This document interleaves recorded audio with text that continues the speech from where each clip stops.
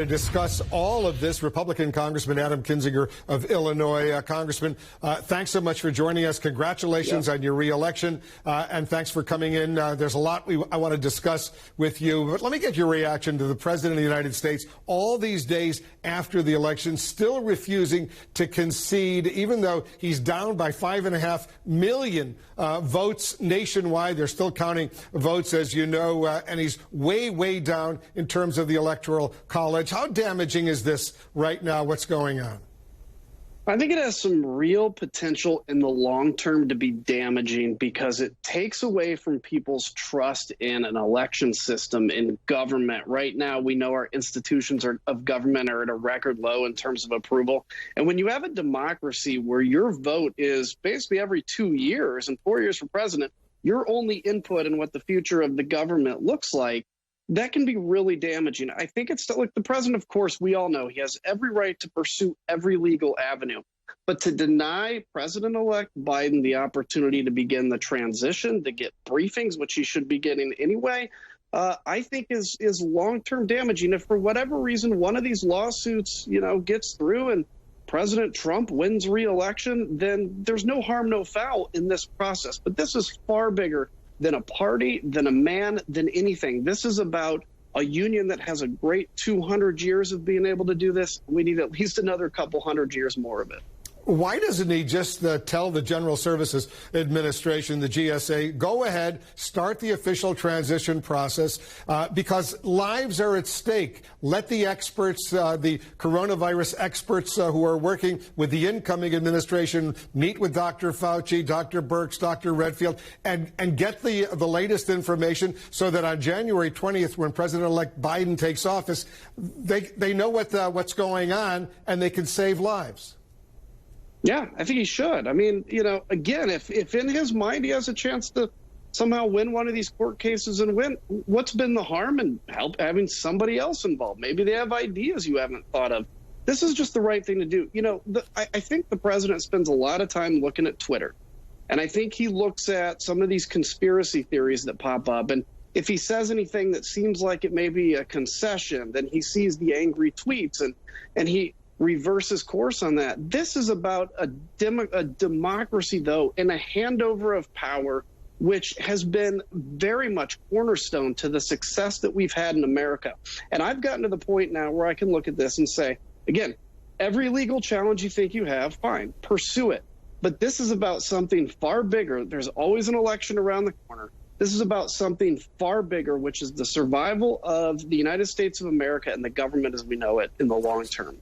So, Congressman, if you had your way, what would you like the President of the United States to say? Let's say he goes into the Oval Office and delivers an address to the American people tomorrow night. What should he say? Well, I think the president, can make it very clear. Republicans had a great night. The president outperformed his polling expectations. We gained seats in the House. We're probably going to hold the Senate, state houses. There's a lot to be proud of. But it appears that the president came up short in running for re-election. There was record turnout for him and record turnout for President-elect Biden. So it's an opportunity. I wish he would come out and say, look, we still have these legal challenges we're going to pursue, but we're going to work as if President-elect Biden is actually president-elect so that if, in fact, my legal challenges don't succeed, we can have a smooth transition. Because, look, I had 2 friends today that just told me that they have COVID. It seems like it's spreading far faster than it did even in the spring. This is really important. These are real people's lives, and there's no harm whatsoever in saying the next administration needs to have a running start if they can. I want you to listen to what the former President Barack Obama said. He gave an interview. I want you to listen to this. The president doesn't like to lose and never admits loss. I'm more troubled by the fact that other Republican officials who clearly know better are going along with this, are humoring him in this fashion. It is one more step in delegitimizing not just the incoming Biden administration, but democracy generally. And that's a dangerous path. We would never accept that out of our own kids behaving that way if they lost, right? I mean, if my daughters in any kind of competition pouted and then accused the other side of cheating when they lost, when there was no evidence of it, we'd scold them. You know, I think that there has been this sense over the last several years that literally anything goes and is justified in order to get power. You know, that's not unique to the United States. There are strongmen and dictators around the world who think that I can do anything to stay in power. I can kill people. I can throw them in jail. I can run phony elections. I can suppress journalists. But that's not who we're supposed to be. And one of the signals I think that Joe Biden needs to send to the world is that, no, those values that we preached and we believed in and subscribed in, we still believe in. So, Congressman Kinzinger, what's your reaction when you hear those words from the former president of the United States? Yeah, I mean, it's a long soundbite, so, you know, I can't say I agree or disagree with all, some, or none, but I will say he's right in a point, which is, you know, this is a cornerstone of who we are. As you know, Wolf, I pay a lot of attention to foreign policy and international policy, and we often travel to other countries that are struggling with democracy, and we use our example of how we can take, you know, two very bitter factions and hand over power if we take the House or if, you know, we have a president from a different party.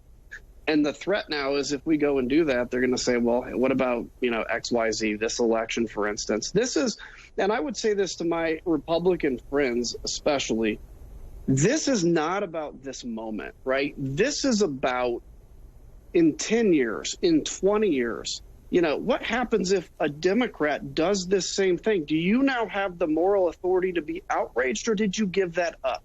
The fact is, we can point fingers at each side. I can say Democrats did something once that was wrong.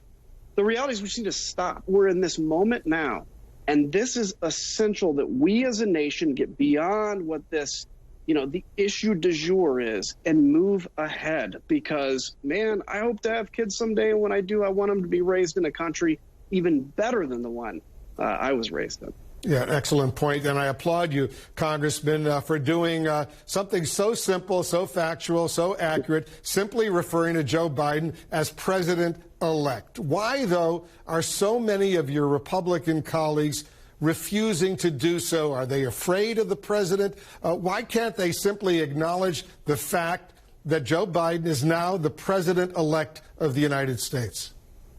So somehow, after this election, some of the Republican base, not all, but especially the ones that are loud on Twitter, believed that or were convinced that, by the way, so much misinformation on election day, that's a whole nother segment we could do.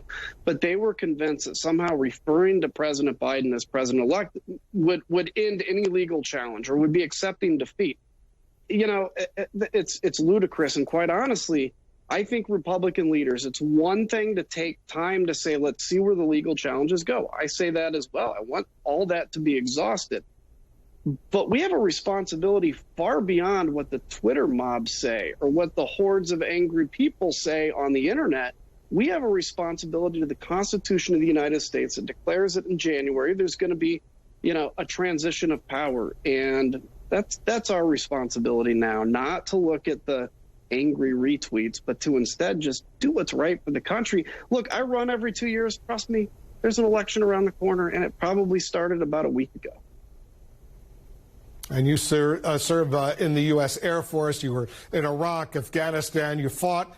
You risked your life for our country. We're grateful to you, Congressman Adam Kinzinger. Once again, congratulations on your reelection. Thanks for joining us, and thanks for speaking out. This is such a critical time. The transition, it needs the cooperation of the outgoing administration with the incoming administration on national security issues, as well as health issues, the coronavirus. We see how many people, there could be another 70,000 Americans dead between now and January 20th unless this country gets its act together. All hands on deck. I think that is what's needed. Congressman Kinzinger, thanks so much for joining us. You bet, Wolf. See you. All right, good luck.